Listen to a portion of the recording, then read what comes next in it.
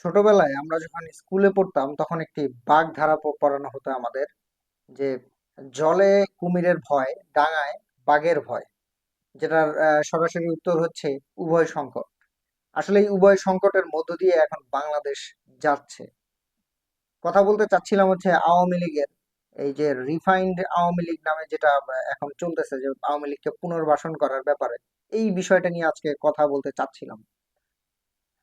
যেটার পক্ষে ছাত্র জনতা হচ্ছে বিপক্ষে অবস্থান করতেছে, এবং এই রিফর্মের বা রিফাইন্ডের পক্ষে রাজনৈতিক দলগুলো কিন্তু অবস্থান করতেছে, এবং সেনাপ্রধানও আওয়ামী লীগের এই রিফাইন্ডের পক্ষে অবস্থান করতেছে। আসলে এটার ক্রিয়া বা প্রতিক্রিয়া কি হতে পারে বাংলাদেশে, এটার বিষয় নিয়ে আজকে আমার মূল আলোচনা। আসলে আমরা যে সামাজিক যোগাযোগ মাধ্যমে হাসনাত আব্দুল্লাহর একটি স্ট্যাটাসকে ঘিরে বাংলাদেশে কিন্তু এখন তোড়জোড় চলতেছে যে আওয়ামী লীগকে পুনর্বাসনের ক্ষেত্রে সেনাপ্রধানের একটি ভূমিকা আছে বা প্রধান ভূমিকা হিসেবে তিনি পালন করতেছেন। সেই ক্ষেত্রে রাজনৈতিক দলগুলো এটার সাপোর্টে আছে। শুধু বিপক্ষেই হচ্ছে ছাত্র জনতা কিংবা হাসনাত আব্দুল্লাহ কিংবা নতুন যে দলটি আছে এনসিপি, এটার বিপক্ষে। আসলে এখানে যে কাজগুলো করা হচ্ছে আসলে সেটা আসলে বাংলাদেশের জন্য একটা আহ, করতে গেলে হচ্ছে একটা সুফল বা কুফল, এরকম কিন্তু একটা বিষয় এখানে চলে আসে। তো হাসনাত আব্দুল্লাহ যিনি যেটা বলতেছিলেন তাকে এবং তার সহকর্মী বা সঙ্গী সহ ক্যান্টনমেন্টে তাদেরকে ডাকা হয়, এবং সেখানে রিফাইন্ড আওয়ামী লীগ এই দলটিকে আবার আওয়ামী লীগকে রিফাইন করে আবার নতুন করে পুনর্বাসন করার ক্ষেত্রে বলা হয়। সেই ক্ষেত্রে আওয়ামী লীগ কার হাত ধরে আবার নতুন রাজনীতিকের পথ চলবে, সাবের হোসেন চৌধুরী, শিরিন শারমিন এবং ফজলে নূর তাপস, এই আওয়ামী লীগের এই তিনজন শীর্ষ নেতাদেরকে নিয়ে আবার আওয়ামী লীগকে রিফাইন আওয়ামী লীগ নামে পুনর্বাসন করা হবে।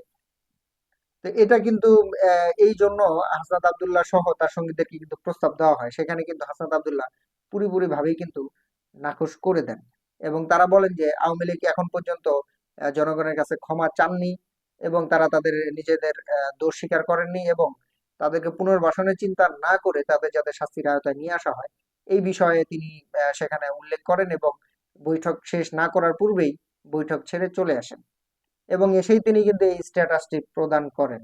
এখন কথা হচ্ছে আওয়ামী লীগকে যদি পুনর্বাসন করা হয় সেই ক্ষেত্রে এটার ইফেক্টটা কি পড়তে পারে, আবার যদি না করতে দেওয়া হয় সেটারও কিন্তু একটা ব্যাড ইফেক্ট বাংলাদেশের উপরে পড়বে, যেটা সেনাপ্রধান বুঝতেছেন। এখন যদি আওয়ামী লীগকে পুনর্বাসন করা হয় তাহলে হচ্ছে ছাত্র জনতা এটার বিপক্ষে অবস্থান করবে, দেশে কিন্তু অরাজকতা লেগেই থাকবে। এবং যদি না করতে দেওয়া হয় পুনর্বাসন, যদি আওয়ামী লীগকে না করতে দেওয়া হয় তাহলে আওয়ামী লীগ কিন্তু যে কোনো উপায়ে এটা সারা বাংলাদেশের মধ্যে বিশৃঙ্খলা সৃষ্টি করে রাখবে। অর্থাৎ ছাত্র জনতার চাইতেও আরো বিপুল পরিমাণে বাংলাদেশে কিন্তু অরাজকতা সৃষ্টি করে রাখবে। সেই ক্ষেত্রে যেই সব দুর্বলতাগুলো বাংলাদেশের আছে সেই সব বিষয়গুলো কিন্তু তারা কাজে লাগাতে শুরু করবে। সব থেকে প্রধান যেটা হচ্ছে সংখ্যালঘুদের নিয়ে। সংখ্যালঘুদের নিয়ে ইতিপূর্বে আওয়ামী লীগ কিন্তু বিপুল পরিমাণে প্রচেষ্টা চালিয়েছে এবং অনেক অরাজকতা করেছে, এবং এটার সাপোর্টার হিসাবে কিন্তু ভারত তাদের পাশে ছিল। দ্বিতীয়ত দ্বিতীয়ত হচ্ছে বাংলাদেশে যেসব জঙ্গি সংগঠনের রাজনৈতিক দলগুলো বা নিষিদ্ধ করা হয়েছে বিগত সরকারের আমলে, সেগুলোকে নতুন ভাবে পুনরুজ্জীবিত করে বা সেগুলোর ব্যানারের পিছনে থেকে বাংলাদেশকে কিন্তু একটা আন্তর্জাতিক পর্যায়ে ক্ষুণ্ণতা মান ক্ষুণ্ণতার একটা প্রচেষ্টা থাকবে। সেই ক্ষেত্রে হিজবুত তাহরিরকে আমরা ধরতে পারি।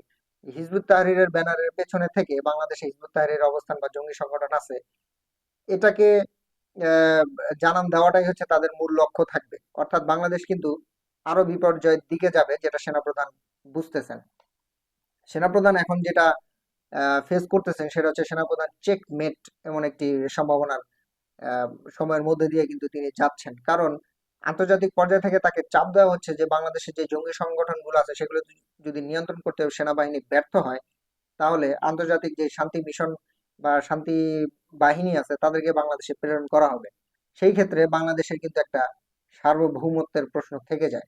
এখন সার্বভৌমত্ব রক্ষার ক্ষেত্রে সেনাপ্রধান চাচ্ছেন যে আওয়ামী লীগকে পুনর্বাসন করতে দেওয়া হোক, কিংবা রিফাইন্ড আওয়ামী লীগ নামে নতুন একটি আওয়ামী লীগ নতুন ভাবে আসুক আর কি বাংলাদেশে, এরকম একটি বিষয় কিন্তু চাচ্ছেন। এখন এই উভয় সংকটের মধ্যে কিন্তু বাংলাদেশ এখন যাচ্ছে। যদি পুনর্বাসন করতে দেওয়া হয় তাহলে সাধারণ জনতা এবং ছাত্র জনতা মিলে হচ্ছে দেশের মধ্যে অরাজকতা সৃষ্টি করে রাখবে। আর যদি পুনর্বাসন না করতে দেওয়া হয়, তাহলে রাজনৈতিক দলগুলো মিলে এবং আওয়ামী লীগের যে নেতাকর্মী আছেন তারা সবাই মিলে দেশের মধ্যে কিন্তু অরাজকতা সৃষ্টি করবে এবং আন্তর্জাতিক মহল থেকে বাংলাদেশের উপর একটি হস্তক্ষেপ চলে আসবে। সব থেকে মানে বেশি যেই মানে ইফেক্টটা সেটা হচ্ছে আন্তর্জাতিক পর্যায় থেকে, যেখানে বাংলাদেশ সেনাবাহিনীর কোনো ভূমিকা থাকবে না এবং দেশের সার্বভৌমত্ব কিন্তু হারাতে থাকবে। আসলে তারা হচ্ছে দেশ নিয়ে আসলে উচ্চ পর্যায়ের আহ, গবেষণাটি করে, তারা আসলে ভালো জানবেন যে আসলে দেশের ব্যাপারে কি হতে পারে।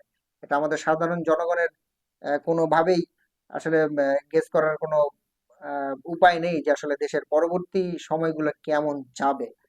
আসলে তারাই এটা আসলে ভালো জানবেন।